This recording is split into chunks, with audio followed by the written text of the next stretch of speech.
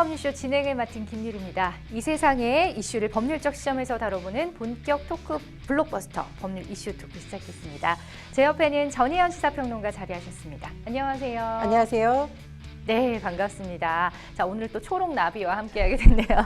자, 지금 이 방송은 유튜브 통해서도 실시간으로 함께 방송되고 있으니까 많은 시청 부탁드리고요. 유튜브 통한 소통 창구도 열어두도록 하겠습니다. 방송 도중에 궁금한 내용이 생기신다면 망설이지 마시고 실시간으로 댓글 달아주셔도 저희가 답변해 드리도록 할게요. 아직까지 아무도 답변을 해주지 않았다는 거 질문을 많이들 질문 올려주시기 바랍니다. 자, 그럼 법률 이슈 토크에서 나눠볼 이야기들 미리 만나볼게요.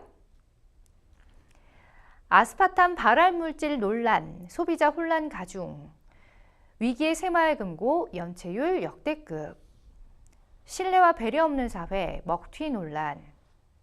네, 오늘도 참 밝은 이슈들은 좀 없네요. 자, 어떤 이야기들일지 궁금한데요. 얼른 시작해 보도록 하겠습니다. 여러분은 지금 생생법률쇼와 함께하고 계십니다.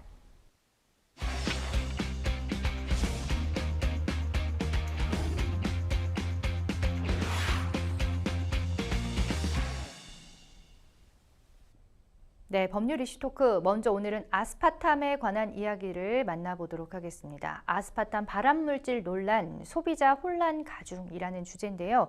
평론가님은 혹시 평소에 뭐 제로 콜라나 제로 소주 이렇게 제로가 들어간 음료 즐겨 드시는지 궁금해요. 저는 탄산음료를 좋아하지 않는데 다만 우리 극장에 갔을 때 네.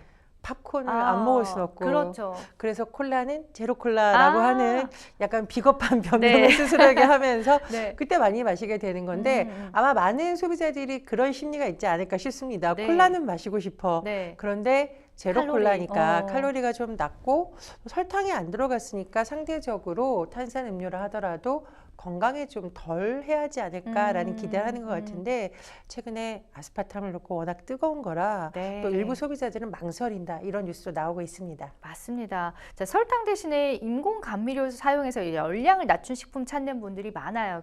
양심의 조그마한 가책이기 때문에. 자, 인공 감미료는 이제 아스파탐이 주로 쓰인다고 하는데요. 건강에 도움이 되는 게 아니라 오히려 발암 기능 물질, 발암 가능 물질로 지정될 거라는 소식이 전해졌습니다. 예. 앞으로 이제 그렇죠. 지정될 거라는 거죠. 최근에 이제 외신을 통해서 주로 보도가 됐는데요. 네. WHO 산하의 국제 암연구소에서 있습니다. 그 암연구에서 조만간 아스파탐을 발암 가능 물질로 분류할 예정이고 그 날짜는 오는 14일쯤일 거다 이렇게 보도가 나온 겁니다. 예. 그런데 말씀해 주셨듯이 이제 이른바 제로를 붙인 식품이 너무 많다. 이 말은 아스파탐이 각종 식품과 주류에까지 쓰이고 있는데 굉장히 업계와 소비자들 입장에서는 혼란스럽다 이런 보도가 지금 나오고 있는 거고요. 또 국제식품첨가물 전문가위원회가 그렇다면 어느 정도 소비를 해야 되느냐 이 기준도 그 비슷한 시기에 발표할 것으로 전해지고 있습니다. 14일이면 얼마 남지 않았는데 사실 뭐 그렇게 규정을 한다고 해도 이 아스파탐이라는 물질 자체가 바뀌는 건 아니니까 기존에도 이렇게 막 그다지 그러니까 무해한 그런 원료는 아니었던 것 같습니다. 예전에 조금 논란이 있었습니다만 이 소식이 전해진 이후에 WHO의 국제암연구소라는 어떻게 보면 전 세계적으로 신뢰를 그래도 얻고 있는 기관에서 다시 발표가 난다고 하니까 파장이 더 큰 것으로 보입니다. 그러니까 어쨌든 뭐 무설탕 식품 애용하는 분들에게는 좀 놀랄만한 소식이 아닐까 하는데 그럼 이 아스파탐이 어떻게 발암물질 작용을 하는지 좀 알아볼까요? 예, 아스파탐이라는 것은 이제 신체에 들어갔을 때 어떻게 분해가 되느냐 굉장히 중요합니다. 네. 아스파탐은 일단 미국 FDA를 비롯한 여러 나라에서 승인됐기 때문에 한 건데 왜 논란이 됐느냐. 아스파탐이 아스파트산 페닐알라닌 메탄올로 분해가 되는데 익숙한 이름이 나오죠. 바로 메탄올입니다. 이 메탄올이라는 것은 굉장히 독성이 강하다 이렇게 알려져 있는데요. 이 메탄올이 다시 간에서 대사가 되면서 포르말데히드와 같은 일군 발암물질로 분해된다. 즉 잠재적 위험성을 갖고 있다. 이런 주장이 제기된 겁니다. 그런데 뭐 그 비율이 낮다. 그러면 평소에 먹는 과일이나 채소에도 그 정도 양은 들어있다. 반론이 나오고 있는 상황에서 이제 WHO 산하기구에서 발표를 한다라고 하니까 아마 좀 결론이 나지 않을까라고 하는데요.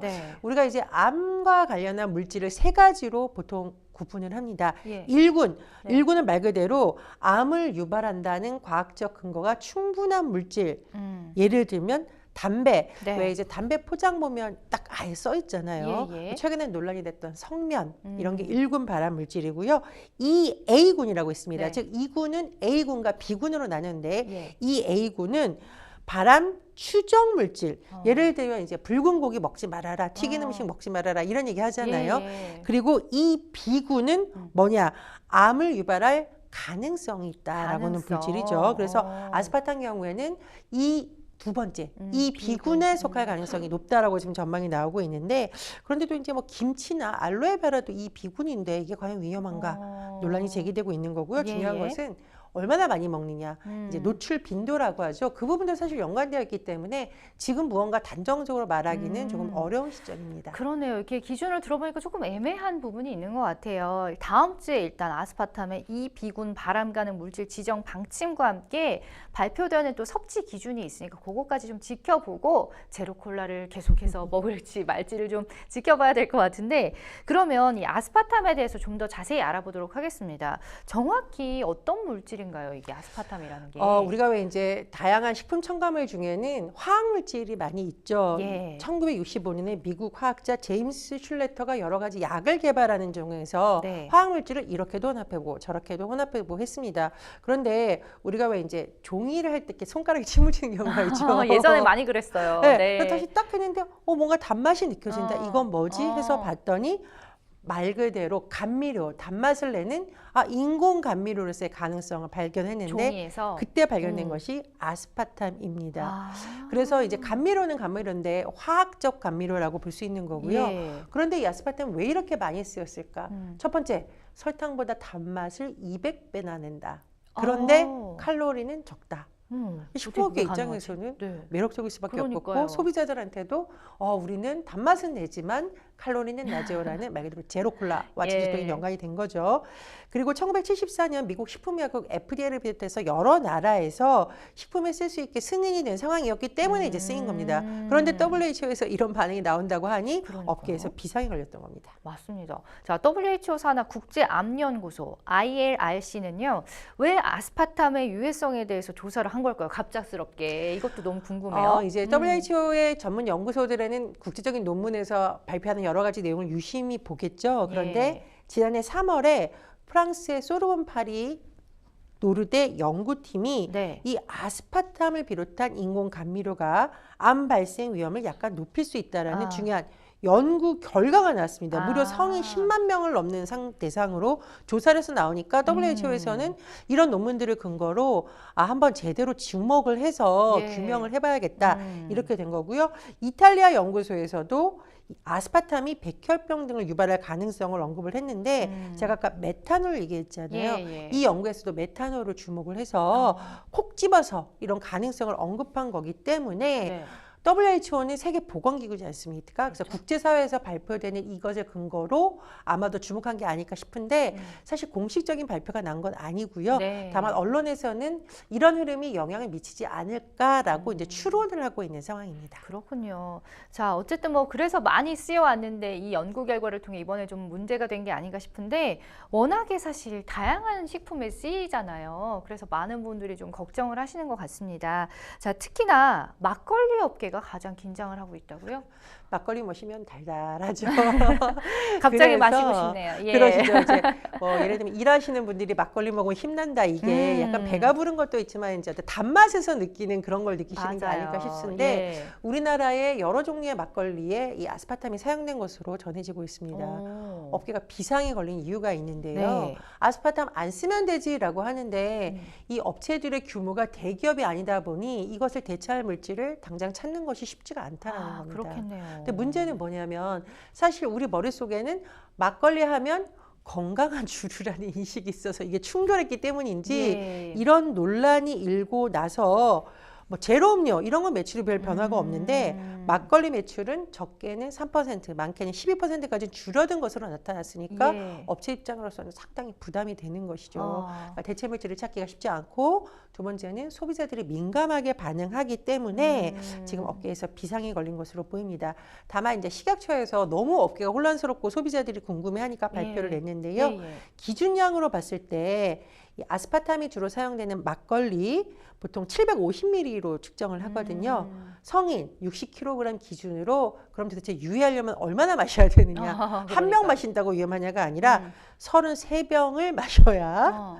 미국의 어떤 일일 섭취 허용량에 일일에? 도달할 수 있다. 그렇습니다. 1일에 33병. 네. 거의 불가한 거 아닌가요? 다만 예. 식약처가 전제해 난 것이 있습니다. 현재로서는 그렇고 14일 발표 결과는 아직 반영되지 않았기 때문에 일단 너무 불안해하실 필요는 없다 정도의 설명으로 보입니다. 그러니까 모르고 먹었으면 뭐 전혀 몰랐을 텐데 이게 또 알고 나면 사람 마음이 또 그렇거든요. 자, 어쨌든 뭐 이 아스파탐이 생각보다 뭐 막걸리도 그렇고 제로 콜라라든지 제로 소주에도 그렇고 정말 많은 식품군에 쓰입니다. 특히나 또 우리 아이들이 좋아하는 과자에도 들어간다는 소식은 좀 놀랍네요.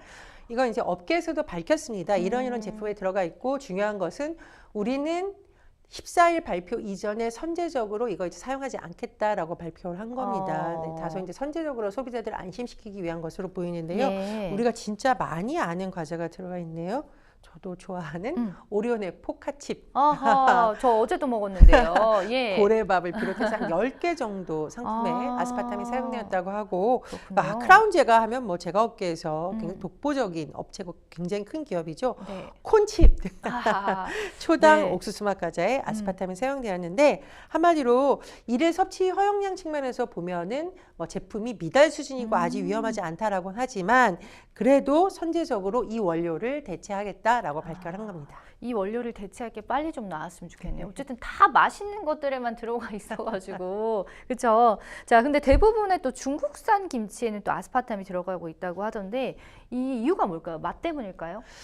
예, 일단은 제가 아까 말씀드렸듯이 김치를 담글 때도 약간 단맛을 내는 성분을 많이 넣는다고 합니다. 예. 가정집에서도 뭐 설탕 사용하시는 걸 제가 본 그럼요. 적이 있거든요. 예. 그리고 뭐 매실, 농축액 이런 걸 사용하시기도 하죠. 그런데 일단 국내에서 김치를 제조해서 판매하는 업체들은 아스파탐을 거의 사용하지 않고 매실, 농축액이나 설탕을 사용하는 것으로 지금 언론 보도를 통해서 정해지고 있는데 중국산 김치를 식품의약처에서 분석해 봤더니 무려 지금 수입된 중국산 김치의 84.5% 오, 거의 대부분인데요. 10개 제품 중 8개 제품이 넘는 거죠. 네. 아스파탐이 제로를 쓰고 있다고 합니다. 그 이유는 아스파탐을 이제 단맛을 내기 위해서 당연히 쓰겠죠. 인공 감미료니까요. 그런데 이게 좀 김치가 중국에서 건너오다 보면 우리가 뭐라고 그러죠? 푸석푸석해진다고 하나요?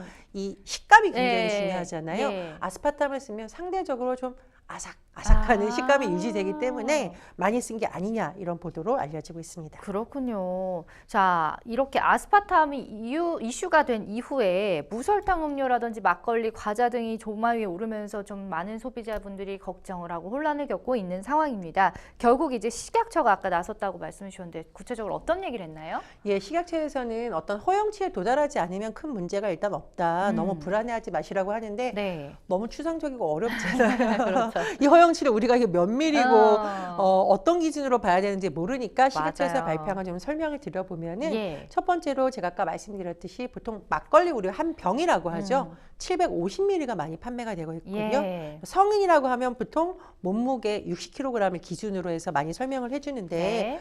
이렇게 문제가 되려면 하루에 막걸리 33병을 마셔야 그러니까 평생도 위험하십니다. 아니고 한 달도 아니고 하루에. 그렇습니다. 그리고 예. 다이어트 콜라라고 하는 이 콜라 250ml 기준 보통 캔 많이 팔죠? 네. 이건 몇 병일까요? 지금 맞아요. 지금 하면은 428병 하루에요, 저게? 아닙니다. 일단 다이어트 콜라는 56캔이라고 네. 하고요. 아우, 저기 56 나오는 캔. 428은 네. 우리 이제 발효음료 많이 마시거든요. 아. 그런 음료인데 용량이 더 작죠, 네네. 보통. 그런 것이라고 합니다. 아. 그래서 누가 이렇게 하루에 마실 수 있어요? 누가 하루에 막걸리 33병을 마실 수 아우, 있겠느냐. 그럼요. 그래서 일반적으로 큰 위험은 없다라고 또 구체적으로 이렇게 설명을 하기도 했습니다. 저렇게 설명해 주니까 확실히 좀 마음이 좀 가라앉네. 안심이 되긴 하네요. 그러니까요.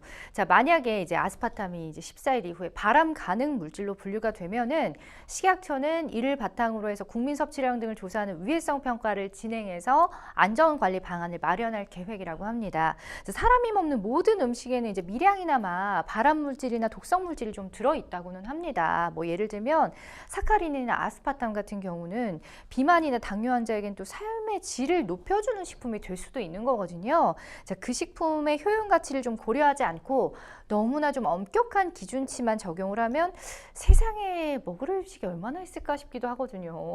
그러니 이제 네. 거꾸로 생각을 하면 우리가 식품에 들어있는 어떤 화학적 제품이나 인공 감미료에 대해서 소비자들이 일일이 어떤 위험성이 있고 얼마나 먹는지를 본인이 분석해서 알 수 있는 경우는 없을 겁니다. 그렇죠, 사실. 그래서 중요한 것이 정부의 역할인 거죠. 그래서 아마 이번에도 식약처에서 나서서 이렇게 설명을 해준 거거든요. 예. 제가 보기에 소비자의 혼란을 좀 가라앉게 해주고 신뢰성을 가장 높일 수 있는 발표는 역시나 정부의 기관이 발표를 해주는 것이고요. 식약처에서도 굉장히 뭐 전문적인 용어에서 하는 게 아니라 막 그림 그려서 몇 병 막걸리 몇 병 기준 이렇게 하잖아요. 그래서 소비자들을 안심시켜주려는 예. 노력을 해야 되는 것으로 보입니다. 다만 이제 제가 기자 때부터 취재한 내용에 따르면 식품 첨가물에 대해서는 국제적으로 굉장히 관심이 높아지고 있고요. 예. 우리나라에서도 과거에 보면 소세지 하면 무슨 색깔 떠오르시죠? 핑크색. 왜 빨간색일까요? 흰색 소시지도 수 있잖아요. 가공이 돼서 그런 거 색소가 들어가는 아닙니다. 건가요? 대부분 네. 그러니까 뭐 집에서 만든 수세 소시지 이런 게 아닌 예. 경우에는 시중에 판매되는 유통되는 소시지나 이런 데에 네. 식품 첨가물이 무언가 들어갑니다. 그래서 어. 더 맛있어 보이기도 하고 아마 이제 부패를 좀 늦추게 하는 기능이 있다라고도 알려져 있는데 무엇보다도 그 빨간색을 봤을 때 네. 더 맛있다고 느껴질 가능성이 높기 때문이 아닌가라는 추론이 제기가 된 바 있습니다. 그 인식이 그렇게 되어 있잖아요. 그렇죠. 그래서 요즘은 잘 보시면은 색깔이 없고 약간 옅은 붉은색, 네. 핑크색도 아니고 거의 흰색에 가까운 네. 소시지들이 건강 소시지, 건강해서 이제 막 오히려. 홍보를 하는 경우 있고 아. 그건 뭐냐면은 무언가를 안 넣었다를 첨가하지 강조합니다. 않았다. 그렇습니다. 그래서 식품 첨가물이라던가 이런 인공 감미료에 대한 관심은 계속 높아질 수밖에 없고요. 중요한 것은 어른들은 그렇다 치더라도 네. 아이들이 이 식품을 섭취했을 때 굉장히 영향이 클 수 있기 그렇죠. 때문에 국제 업계에서 관심을 갖고 계속 추적하는 것이고 제가 말씀드리고 싶은 것은 이게 업계 개별 기준이라던가 소비자들이 개별적으로 알기 어렵기 때문에 정부의 역할은 점점 더 중요하고 또 개별 정보가 아니라 WHO 산하에서 이런 연구를 하는 것도 여전히 중요하다고 볼 수 있습니다. 맞습니다. 또 정부의 또 일침을 날려주셨는데 자 어쨌든 뭐 지금 식약처에서 나서기는 했지만 소량의 아스파탐은 괜찮다 파와 또 발암물질은 아예 섭취하지 않는 것이 좋다 파가 이제 의견이 엇갈리고 있는 상황입니다. 이 아스파탐의 발암 가능성은요 김치나 또 전자파 같은 비슷한 수준이다 이런 견해도 있다고 하는데 이건 또 무슨 얘기인가요? 이제 의학 박사이자 과거에 의학 전문 기자로 활동했던 홍혜결 박사가 그런 유명하신 주장을 분이죠. 했다고 예. 하죠. 아스파탐의 발암 가능성은 김치나 전자와 비슷한 수준이기 때문에 공포감을 갖지 않아도 된다 이렇게 주장을 했다라고 해요. 예. 그런데 제가 아까 말씀드렸듯이 또 다른 반론이 나오는 것은 뭐냐. 네. 예전에 미국 식품의약품에서 6종을 식품 첨가물로 인정한 인공 감미료가 이미 발표가 된 바가 있습니다. 예. 예를 들면 아스파탐, 사카린 뭐 이런 거예요. 그런데 최근에 국제암연구소에서 목록에 오른 것은 3군으로 분류된 일단 사카린뿐이고 나머지는 안전하다라고 말하기는 어렵다라는 겁니다. 즉 아직 위험성을 우리가 모르는 거지 네. 안전하다고 과연 단언할 수 있는가 그러네요. 이런 반론도 제기되고 있거든요. 그런 부분 좀 봐야 될 것 같고 개인적으로 우리나라에서 성면 논쟁이 일어났고 예. 지금 이제 성면 많이 철거 작업이 하고 있는데 네. 그 전에는 학교나 이런 곳에 성면 너무 많이 쓰였습니다. 맞아요. 그러니까 이것은 사실 성면이 안전한 게 아니라 우리가 위험성을 몰랐기 때문이다라고 볼 수 있는 거잖아요. 그래서 이제 각종 화학물질, 특히 최근에는 식품뿐만 아니라 우리가 뭐 샴푸, 몸에 쓰는 각종 뭐 세정제 이런 것도 다 화학물질이 들어가 있거든요. 그 부분에 대한 위기의식이 되게 높아져서 해외처럼 정부에서 이 화학물질에 대해서 좀 더 예민하게 지켜봐야 된다는 주장도 나오고 있기 때문에 저는 이번 일을 계기로 좀 과학적으로 정부에서 증명하고 네. 그 부분에 대해서 정밀하게 검증하는 노력도 필요하다고 봅니다. 맞습니다. 아무래도 이제 조심해서 나쁠 건 없으니까요. 판단은 또 본인이 하는 게 어떨까 싶어요. 자, 또 아스파탐뿐만 아니라 일본의 후쿠시마 오염수 방류 소식이 긴박하자 식품업계는 이제 방류를 앞두고 소비자 불안을 잠재우기 위해 나섰습니다. 예를 들면 뭐 방사능 검사 품목을 늘리고 전수나 수시 검사를 진행하는 등 안전장치를 대폭 강화하겠다 이런 입장을 밝혔는데요. 식품에 대한 과도한 공포 조장에 휘둘리지 말고 소비자들 스스로 또 현명한 대처가 좀 필요할 것 같아요. 어떻게 보세요? 그렇습니다. 소비자들도 굉장히 중요하고요. 우리나라는 전 국민이 의사고 전 국민이 식품 전문가나 이런 우스갯소리인데 왜 그러냐면 어디 이제 아프시면 병원에 가서 적절한 진료를 받고 약을 드셔야 되는데 네. 뭐가 좋대더라 해서 뭐가 좋을 수는 있는데 무조건 이제 복용법이라든가 용량에 따라서 그게 위험할 수도 있잖아요. 그렇죠. 식품도 마찬가지인 것 같습니다. 어떤 물질에 어떤 위험성 있는 물질이 들어가 있는 경우가 있겠죠. 그러나 그 용량이 어느 정도인지 이런 걸 정확하게 알고 말아야지 뭐는 어디에 좋대더라, 뭐는 어디 안 좋더라. 이건 이제 상당히 비과학적인 접근이거든요. 예. 그래서 그런 노력을 소비자들은 해야 될 것으로 보이고요. 그러나 제가 거듭 정보를 말하는 것은 어떤 잘못된 정보에 있어서 가장 이런 것을 잠재우는 것이 정부에 대한 신뢰이거든요. 그런 부분에 있어서도 정부 역시도 더 많은 노력이 필요할 것으로 보입니다. 맞습니다. 이게 아는 만큼 보인다고 사실은 아스파탐이 뭔지도 모르는 분들도 꽤 많이 맞습니다. 계실 거예요. 이제 오늘 저희 방송을 보셨다면 앞으로 이제 그런 성분 같은 것들을 좀 보면서 잘 좀 현명하게 판단하셨으면 좋겠습니다. 첫 번째 법률 이슈 토크 만나봤고요. 여러분은 지금 생생법률쇼와 함께하고 계세요.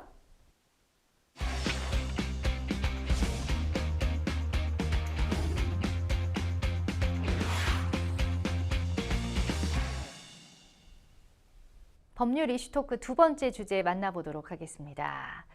위기의 새마을금고 연체율 역대급입니다. 행정안전부가 연체율이 높은 새마을금고 지점을 특별 검사하고 필요한 경우에는 지점 폐쇄나 또 통폐합을 추진하기로 했다는 소식이 전해졌습니다. 그렇습니다. 지금 행안부에서 나선 이유는 제가 다시 설명을 드릴 건데요. 네. 연체율이 10% 넘는 약 30개의 금고에 대해서는 특별 검사를 실시하겠다는 겁니다. 예. 다만 행안부가 거듭 강조한 내용이 있는데요.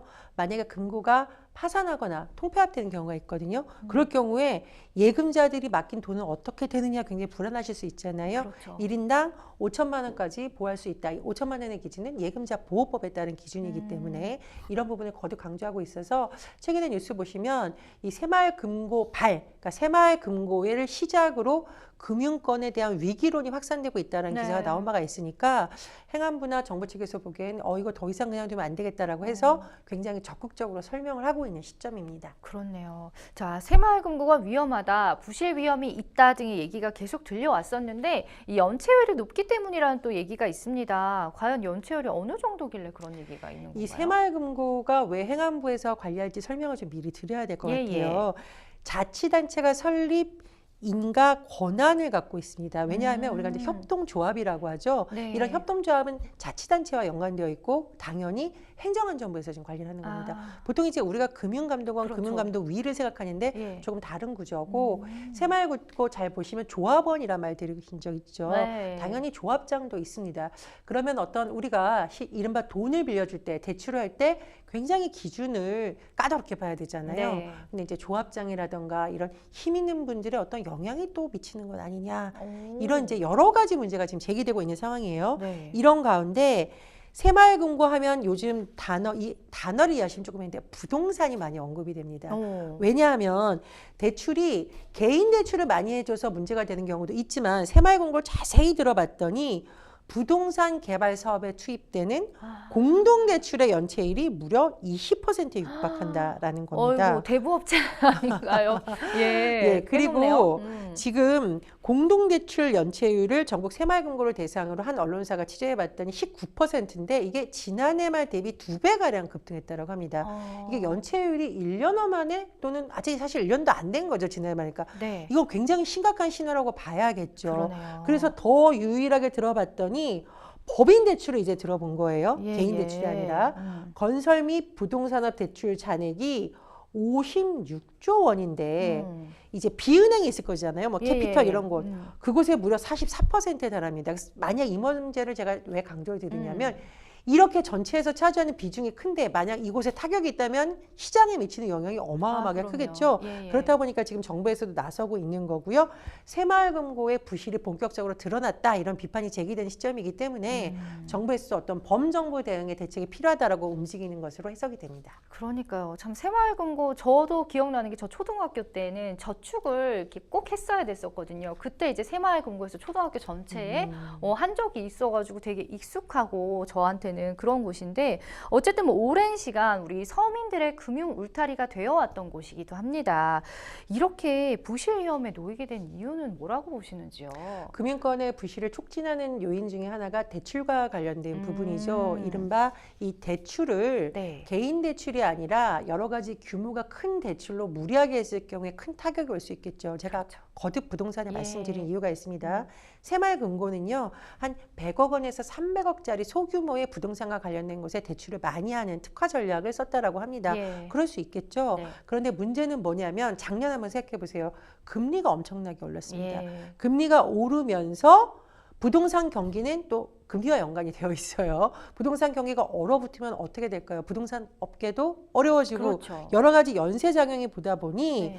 안 그래도 관리가 소홀하다는 비판을 입고 있는 상태에서 이런 여러 가지 건설 현장 부실화, 부동산 경기 침체, 금리 오르는 게 다 맞물려서 이런 부실을 가져오고 연체율에도 영향을 미친 것으로 볼 수 있습니다. 아, 그렇군요. 이게 하루아침에 이런 결과가 난 건 맞습니다. 아니네요. 자, 상황이 이렇다 보니까 새마을금고에 돈을 넣어두었던 예금주분들 가운데 통장을 해지하는 분들이 또 상당히 많다고 합니다. 일명 또 뱅크런이라는 말 요즘 많이 하잖아요.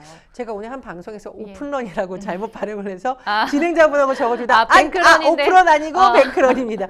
오픈런은 이제 뭐 백화점이나 네. 유명 운동화 매장 짠 문 열면 소비자들이 열자마자. 막 달려가는 거. 맞아요. 뱅크런 그렇게 생각하시면 됩니다. 은행 문 열자마자 막 달려가서 빼요. 내 돈 아. 이거 해지해 주세요. 이런 현상이 최근에 새마을금고의 여러 금고에서 발생이 됐다라는 겁니다. 근데 이게 우리가 이제 잘 생각해 보시면 미국에서 지난해 대형 사태가 있었잖아요. 네네. 그게 왜 일어났냐? 뱅크런. 맞아요. 금융시장에 대한 소비자의 신뢰가 바닥을 치고 이러다가 내 돈 못 받는 거 하냐 하면서 급속하게 돈이 쫙 빠져나가면서 이제 시장이 엄청난 타격이 된 거죠. 지금 새마을금고에서 이런 현상, 뱅크런이 곳곳에서 벌어지고 있는 것으로 알려지고 있죠. 예를 들면 경기 남양주시에 있는 네. 양주 동부 새마을금고인데 네. 이 본점에 지금 문 열자마자 사람들이 찾아와서 내 이거 해지해 주세요, 돈 빼주세요 이런다는 겁니다. 그래서 왜 그러세요? 했더니 여기 문제 생겨서 내 돈 못 받으면 어떡해요? 라는 건데 이런 현상이 곳곳으로 이제 이뤄지고 있는 겁니다. 네. 왜냐 지금 이제 예를 들면 동부금고가 지금 언론에 많이 나오는데 네. 동부금고가 부실하다. 그래서 통폐합이 된다라고 소식이 들리니까 예금주들 입장에서 통폐합 때 내 돈 어떻게 다른 돼? 지점들도 다 네, 이거 그럴까 어떻게 봐. 되는 거야 해서 일단 돈을 빼야겠다 이런 심리가 작동한 것으로 보이고요. 실제로 새마을금고가 최근에 저 부실하다라는 언론 보도는 계속 나오고 있습니다.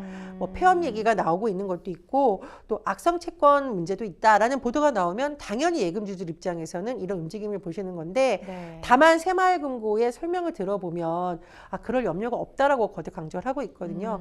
다만 이제 어떤 부실한 문제는 이번에도 많이 드러난 것으로 보이고 제가 설명을 드리겠지만 네. 관계자들에 대한 문책성 여러 가지 움직임이 있습니다. 아. 그래서 이번 일을 계기로 그냥 정부에서 안심하라고 할 게 아니라 어디에서 문제가 있는 거고 그러니까요. 관리 감독은 어떻게 해야 되는 건지 네. 반드시 짚어야 된다. 이런 주장도 힘을 얻고 있습니다. 모든 일에서 그렇지 않을까요? 그냥 안심하라고 해서 안심할 사람 누가 있겠습니까? 구체적인 좀 예를 들어가면서 좀 이렇게 안심을 시켜주시면 어떨까 싶어요. 자, 새마을금고 연체율 감축 대책 브리핑에서 감독부처인 행정안전부는 개별 금고의 리스크는 다른 금고에 전이되지 않는다라고 했다고 합니다. 자, 지난달 14일 6.49%까지 올랐던 연체율이 현재는 6.18%인데요. 행안부가 연체율이 떨어지는 추세라는 점을 강조했다고 하는데 이러한 입장이 좀 사태를 축소하는 데 안간힘을 쓴다라는 또 지적도 나오고 있다고 하고 또 이번 사태가 행안부의 새마을금고 관리 허점을 드러냈다라는 또 얘기도 있는데요. 자, 평론가님은 어떻게 보시는지 이번 사태를 궁금해요. 일단은 너무 과도한 불안감으로 인해서 금융시장 전체가 타격을 입으면 안 되니까 예. 정부에서 지금 상황이 어떻습니다. 이런 부분은 불안해하지 해서 됐고 이른바 이제 헛소문처럼 떠도는 이건 사실이 아니라 법적 근거로 인해서 이렇게 보호를 받을 수 있다라 설명해 주시는 건 좋죠. 예. 문제는 뭐냐면 왜 이런 사태가 올 때까지 손 놓고 있었느냐, 뭘 했느냐 이런 비판은 피해갈 수가 없을 것으로 보입니다. 네. 더군다나 보통 이제 금감원, 금융위 이런 거 금융권의 저승사자라고 하거든요. 어떤 기준에 맞는지 안 맞는지 계속 실수하고 또 중요한 것은 뭐냐면 제가 아까 대출 말씀드렸잖아요. 네. 돈 빌리고 싶은 사람 입장에서는 돈 빌려주는 곳이 최고. 그렇죠. 문제는 뭐냐? 이거를 내가 기준이 안 되는데 뭔가 다른 요인으로 인해서 자꾸 대출하다 보면 이 금고 자체가 문제가 생기는 게 당연한데 제가 아까 말씀드렸듯이 새마을금고의 독특한 구조로 인해서 이른바 심사를 깐깐하게 해서 대출이 이루어지는 것이 아니라 네. 어떤 인간관계로 되는 것이 아니냐 이런 것이 이번에 드러났다라는 겁니다. 예. 그렇다면 이런 것에 과연 행안부가 몰랐겠느냐? 다 알고 있잖아요. 그러니까 예측을 할 수 있는 그러니까요. 부분에 대해서 왜 손을 놓고 있느냐 이런 비판도 분명히 제기되고 있는 겁니다. 그러니까 연체율이 또 당연히 높아질 수밖에 없는 결과를 또 낸 것 같습니다. 이 정부의 특별 점검을 통해서 금고 통폐합 등이 진행이 되면 예금자의 자금 인출에 당장은 좀 어려움이 생길 수 있지 않을까라는 또 우려도 있거든요.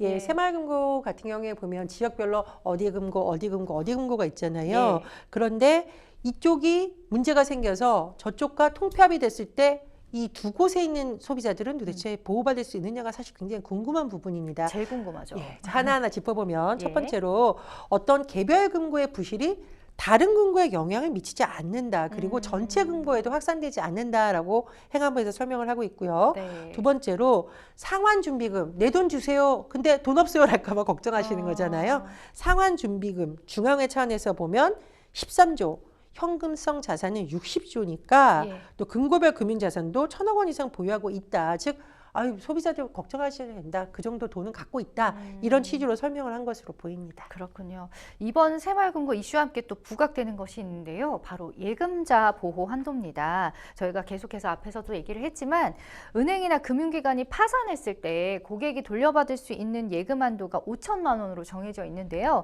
23년째 제자리라고 해요. 2001년에 이 기준이 마련이 됐습니다. 예. 근데 가만 생각해 보면은 그 당시에 5천만 원은 굉장히 큰 돈이죠. 그렇죠. 그런데 이제 물가도 오르고 이러면서 그때의 5천만 원과 지금의 5천만 원의 가치가 다른데 그럼요. 왜 소비자들 이것밖에 보호 안 해줘요? 좀 더 보호해 주세요라는 맞습니다. 목소리가 나오고 있는 거고요. 예. 결정적으로 미국 실리콘밸리 은행 파산 사태 났을 때 가장 사람들이 궁금해한 것은 이 돈을 얼마까지 보호를 받을 수 있냐죠. 그렇죠. 그렇다 보니 우리나라에서도 아니 소비자들 입장에서 이걸 좀 올려줘야 되는 거 아니에요? 라고 지금 여러 가지 문제가 제기되고 있는 겁니다. 그래서 네. 이제 5천만 원에서 2억까지 올리자 이런 법안도 발의되고 있다라고 하는데 이건 국회에서 어떤 법안이 통일될지는 좀 봐야겠고요. 네. 예금보험공사에서 이제 여러 가지를 보고 있다라고 합니다. 왜냐하면 이게 갑자기 5천만 원에서 2억으로 올렸을 때 어떤 문제점이 있을 수 있고 이런 걸 좀 면밀히 봐야겠죠. 그러니까 올려지면 무조건 좋은 게 아니다. 여러 가지 영향력을 봐야 되는데 네. 이런 또 분석도 나온다고 해요. 결국은 저축은행만 좋은 거 아니냐. 왜냐 저축은행이 아닌 제1금융권 네. 우리가 일반적으로 말하는 대형은행을 네. 선택하는 이유는 저축은행의 금리가 더 높아도 이쪽이 조금 더 예금자 보호가 잘 될 안전하고. 거다. 안전하다 그렇죠. 이런 게 있잖아요. 근데 예. 이게 올리면 저축은행에서 공격적으로 금리를 더 주겠다 했을 경우에 결국 여기만 좋은 거 아니냐? 뭐 이런 의견도 나옵니다. 하지만 이제 소비자의 측면에서 어떤 좋은 점이 있는지 네. 또 금융권에서는 어떤 영향이 있는지 분석을 하고 있다라고 해요. 그래서 8월 정도 국회에 보고될 방침이라고 하는데 어쨌든 지금보다 소비자를 보호하는 쪽을 강화해야 된다는 흐름에서는 큰 이견이 없을 것으로 보입니다. 그렇죠. 23년째 제자리인 건 좀 문제가 있지 않은가요? 올리긴 예전에 올려야 될 것 같아요. 과자값하고 지금 과자값만 비교해 보셔서 맞아요. 돈의 가치가 다르죠. 그러니까요. 자, 또 새마을금고 같은 상호금융권 연금저축이나 사고보험금 등도 별도로 예금 보호 한도가 적용이 되는지 궁금합니다. 뭐 신협이나 수협도 있잖아요. 예, 그런데 이제 예금자 보험 제도가 있는데 문제는 제가 아까 말씀드렸듯이 네네. 이 구조 자체가 이제 다른 거죠. 그래서 그쵸. 개별법 시행령 개정을 다 해서 이번 기회에 다 손을 보자 이런 얘기가 나오고 있는 거고요. 네. 다만 제가 아까 거듭 말씀드리는 것은 지금 중앙회가 5천만 원까지 지역 금고가 파산한다 하더라도 보장을 해준다라는 건 이제 거듭 강조를 하고 있습니다. 왜냐하면 이제 정부에서 지금 제가 아까 말씀드렸듯이 부실한 곳 정밀적으로 이제 살펴보고 있다라고 했잖아요. 예. 만약에 명단 딱 나옵니다. 또 난리가 날 수가 있잖아요. 그러니까 정부 입장에서는 계속 중앙회 차원에서 별개의 금고가 아니라 네. 중앙회 차원에서 이렇게 보호해주고 있으니 아. 걱정 마시라 거듭 강조를 하고 있는 것에는 이런 배경도 있는 것으로 보입니다. 근데 우리 또 어르신들 같은 경우에는 새마을금고 좋아하시는 분들 되게 많아요. 그렇죠. 몇 억씩 막 이렇게 막 그 동잣돈 같은 걸 계속해서 넣으시는 분들도 계신데 요건 빨리 좀 개선이 됐으면 좋겠네요. 자, 한편 새마을금고 중앙회는 연말까지 한시적으로 3개월 이상 연체 차주 및 연체가 우려되는 차주에 대해서 정상 및 연체 이자를 최대 100% 감면을 해주거나 또 상환을 유예해주기로 밝혔습니다. 연체차주의 모럴 해저드가 아니라 취약 차주를 지원하는 차원에서 또 이 같은 방안을 내놨다고 하는데 요게 또 우리은행도 연체 중인 차주의 금융비용 부담을 완화해주기 위해서 연체이자 납부 시에 그 납부 금액만큼 원금을 줄여주는 또 파격적인 지원 프로그램에 나섰다고 합니다.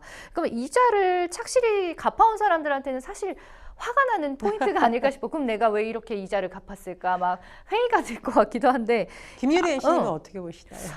저는 모르겠습니다. 사실 저는 뭐 착실히 갚는 위주의 사람이기 때문에 좀 억울한 면이 있을 것 같긴 하거든요. 그렇지만 사실 뭐 취약계층을 위해서는 어느 정도는 뭐 해줘야 될 것 같기도 하고 모르겠네요. 근데 100% 감면 최대. 이건 좀 센데요?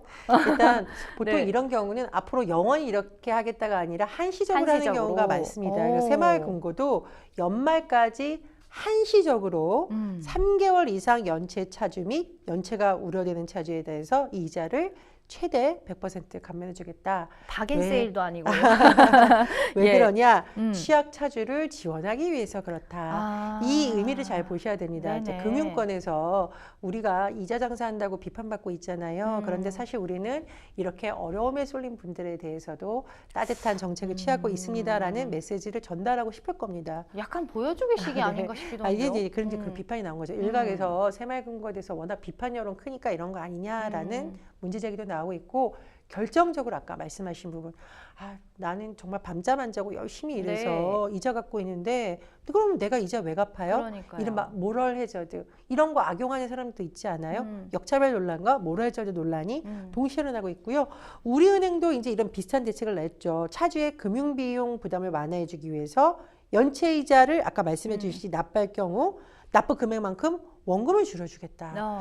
물론 이제 굉장히 우리 사회가 지금 취약계층 문제라든가 여러 가지가 있죠. 그리고 이런 사람들에게 원리 원칙만 적용하는 것이 또 과연 좋은가에 대해서는 문제 제기가 있습니다. 네네. 이제 부채 관리라는 것은 개인의 문제이기도 하지만 경제를 어떤 활성화하는 정부 입장에서도 굉장히 관리해야 될 부분이고요. 그렇죠. 또 부채가 심각해져서 만약 신용불량이 됐을 경우에는 그 가게 신용불량이 예를 들면 아빠 엄마다. 아빠 엄마만 아니라 그 가정 전체에 타격이 오는 경우도 많아요. 그래서 정책적인 측면에서 이 부채 문제에 대해서 정부가 관심을 갖고 은행권도 이자 장사만 하지 말고 일부분 이런 정책이 필요한 건 사실입니다만 역시나 이런 논란은 피해갈 수가 없고 특히 새마을금고에 대해서는 제가 말씀드렸듯이 내부에 있는 부실한 점에 대한 비판 여론을 눈을 돌리기 위한 물타기다라는 비판도 있기 때문에 앞으로 정말 중요한 것은 새마을금고 자체가 제대로 건실하게 되고 있느냐 이 부분을 좀 같이 봐야겠습니다. 그럼 이 얘기를 들으면서 계속 저랑 의견을 일치하고 계십니다. 네, 많은 분들도 또 이런 생각을 갖지 않을까 싶어요. 근데 이게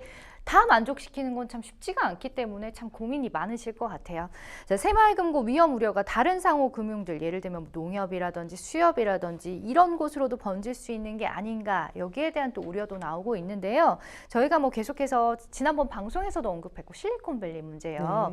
미국에서 최근에 일어났잖아요. 이 실리콘밸리 뱅크 파산 사태에서도 봤듯이 미국의 금융당국이 나서서 예금 전액을 보장하겠다 이랬음에도 불구하고 이 불안 심리가 확산되면서 많은 고객들이 이제 뱅크런을 하는 사태 혹은 또 인터넷 뱅킹을 통해서 이 예금을 인출하는 사태 이런 것들로 인해서 이제 파산을 하는 결과가 있었습니다. 자, 정부의 이번 특별 점검 결과를 보고서 책임자 징계 등의 단순한 조치에 그치지 않고 어떠한 좀 강력한 대응이나 조치가 있어야 된다 이런 의견도 있거든요. 제가 아까 말씀드렸듯이 이미 그 부분에 대해서 정부 차원의 여러 가지 점검이 들어갔기 때문에요. 무리한 상황인데도 대출을 해준 그런 이제 관계자들에 대한 처벌은 불가피할 것으로 보이고 예. 또 지금 범정부 대응단이 구성이 됐습니다. 예. 새마을금고 문제가 너무 커질 수 있기 때문에 그러니까요. 뭐 행안부, 기획재정부, 금융위원회, 금융감독원, 한국은행 이제 관계기관까지 손을 잡았다고 하는데 제가 거듭 말씀드린 듯이 금융권의 어떤 부실이 갑자기 하루아침에 터지지 맞아요. 않아요. 예. 그 수치가 다 나와 있잖아요. 제가 아까 말씀드렸잖아요. 연체율 같은 거 다 수치가 나오게 되어 있습니다. 그런데 제1금융권 같은 경우에는 상대적으로 굉장히 이것을 좀 깐깐하게 관리 감독을 받고 있고 제2금융권도 그런 편인데 새마을금고는 약간 사각지대에 있었다는 겁니다.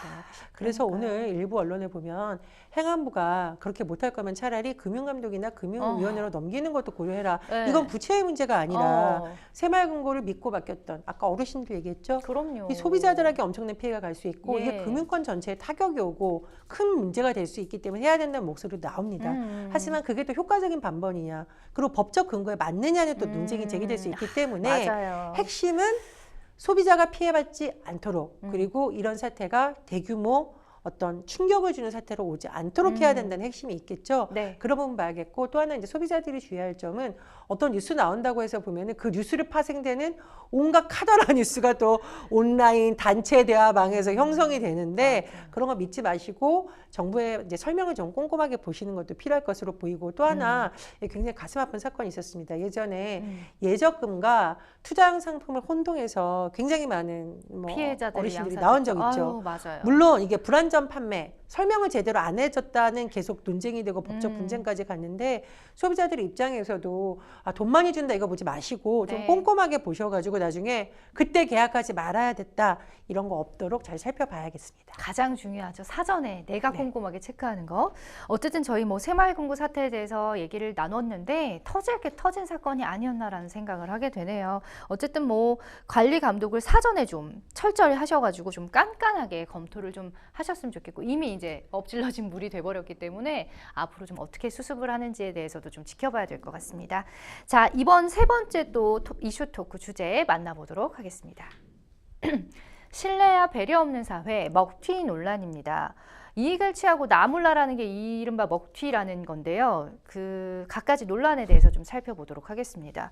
먼저 외환은행을 샀다가 되팔면서 이른바 먹튀 논란을 일으켰던 미국계 사모펀드인 론스타 있었고요. 또 외환은행 매각에 대한 국제투자 분쟁에서 우리 정부가 2,800억 원을 배상해야 한다는 결정이 이미 내려진 상태에서 이번에는 이 론스타 세무당국이 론스타에게 받아냈던 1,600억 원이 넘는 세금도 돌려줘야 된다 이런 판결이 나왔는데 어떡하다 이런 결과가 나온 건가요? 예. 론스타가 우리나라에 와서 이른바 먹튀를 했다라는 논란이 계속 제기된 바 예, 있죠. 예. 이유는 뭐냐면 2003년에 뭐 외환은행, 극동건설, 음. 스타타워 이런 걸 사들였어요. 네. 그리고 한 2004년부터 스타타워 팔고 2007년에 극동건설 팔고 외환은행 배당 받고 네.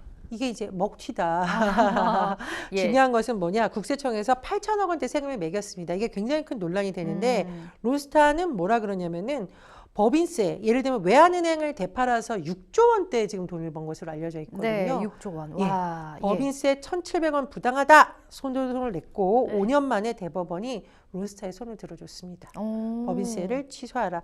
제가 이제 나중에 설명을 드리겠는데 예.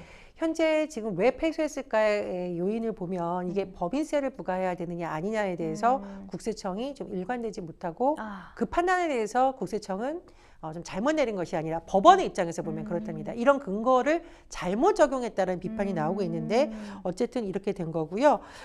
미국 본사가 주요 의사결정을 하는 론스타가 네. 국내 고정사업장이 없어서 법인세 대상이 아니다. 아. 이게 사실 이제 핵심이라고 볼 수 있겠습니다. 그렇군요. 그런데 론스타가 또 소송 냈죠. 네. 아니 국세청이 취소된 세금 안 돌려줘요. 빨리 주세요라고 했는데 네. 결론적으로 또 국세청이 졌습니다. 아. 이게 제가 말씀드렸듯이 네. 첫 단추부터 좀 잘못 끼웠다라는 비판이 나오고 있는 상황입니다. 아, 우리나라 국민으로서 조금 안타까운 사건이네요. 많이 안타깝습니다. 그러니까요. 아유, 이 한두 푼도 세금을 아니고. 받기 위해서는 굉장히 많은 사람들에게 이렇게 받아도 못 받는 세금인데 그럼요. 엄청난 돈을 벌고 먹튀 논란인 이런 사모펀드에게 지단이 안타깝다라는 반응 나오고 있죠. 맞습니다. 자, 론스타에서 받은 세금 1,682억 원을 돌려주라는 선고는요, 단 2분 만에 끝났다고 해요.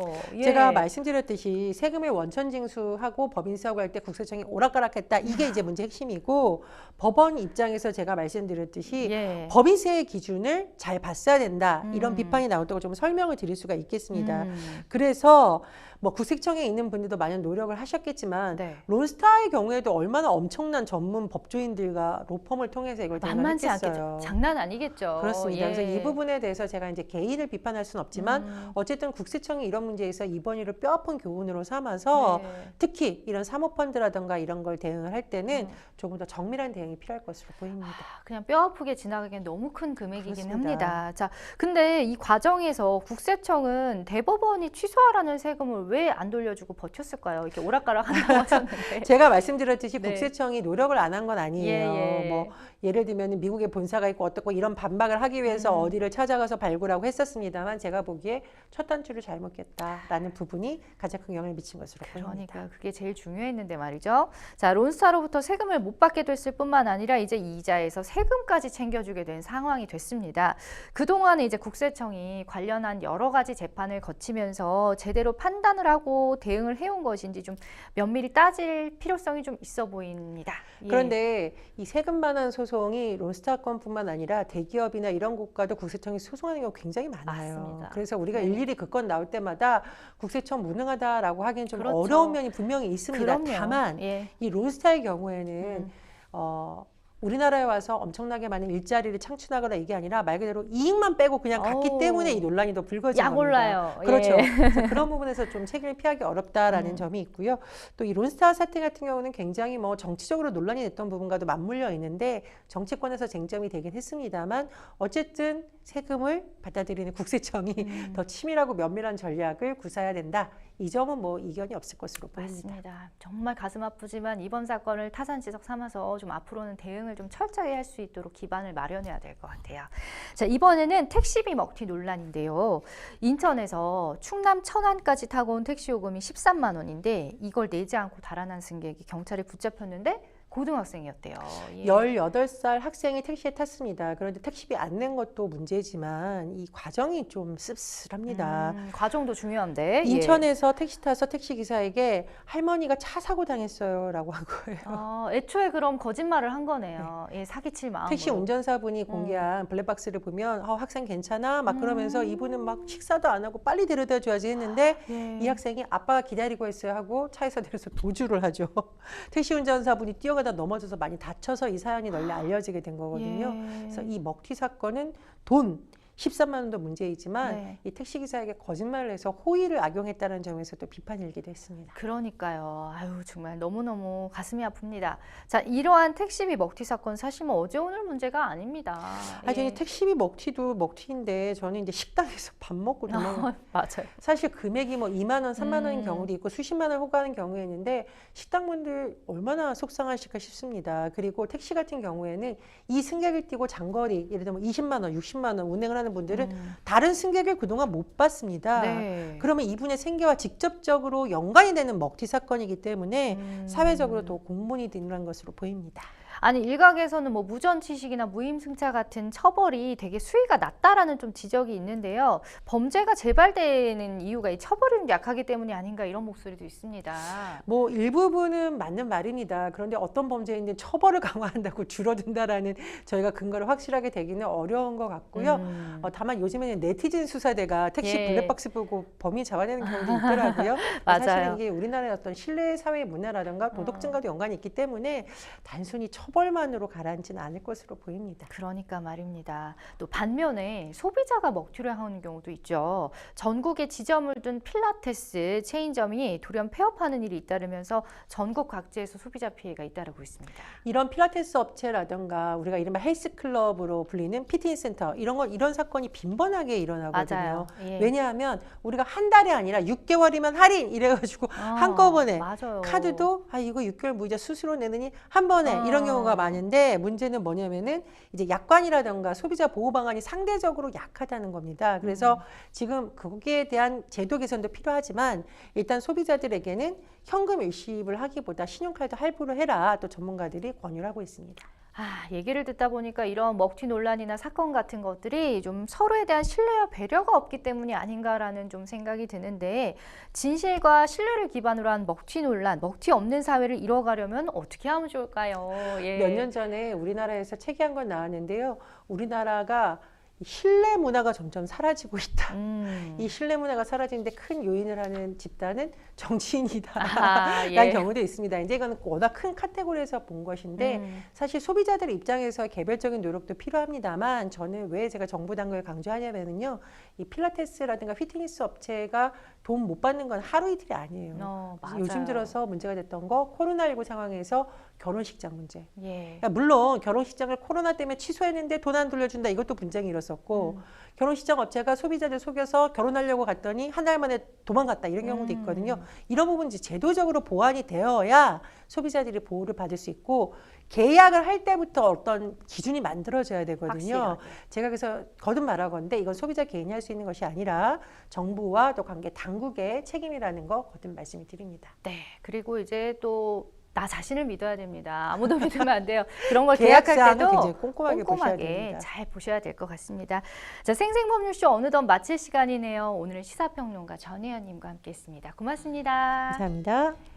예, 저희 방송 끝나더라도 상담 접수는 계속됩니다. 변호사님들께 궁금한 점 있다 하시는 분들은 저희 무료로 법률 상담 도와드리겠습니다. 이제 자막이 곧 나갈 거거든요. 여기 전화번호, 이메일 그리고 또 저희 법률방송 홈페이지 지금 나오고 있죠. 여기로 이제 궁금한 점 있으면 연락 주시면 저희가 친절하게 상담 도와드리겠습니다. 혼자 고민하지 마시고 함께 해주세요. 저희는 여기서 인사드리겠습니다. 시청해주신 여러분 고맙습니다.